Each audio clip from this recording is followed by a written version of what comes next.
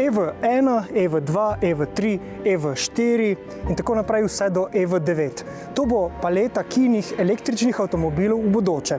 In to je njen prvi predstavnik, EV6.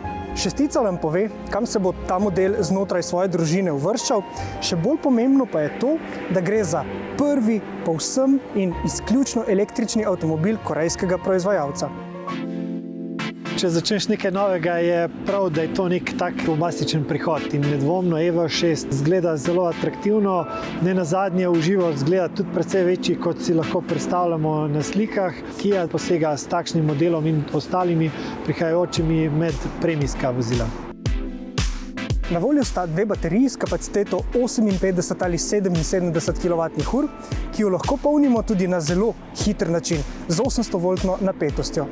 Največji doseg obljublja različica z večjo baterijo in pogonom na zadnji kolesni par, ki naj bi z enim polnjenjem po standardu WLTP prevozila do 528 km.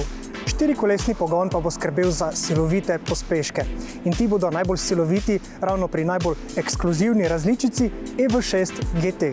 GT, ki ga pričakujemo približno čez eno leto, bo imel skupno moč 430 kW, od 0 do 100 km v 3,5 sekunde, kar je zelo spoštovanja vreden dosežek. Notranjost pa za Kio prinaša pravo revolucijo. Tukaj sta dva nova ukrivljena zaslona, lebdeča sredinska konzola, sedeži pa so odslej zelo tanki in seveda veganski.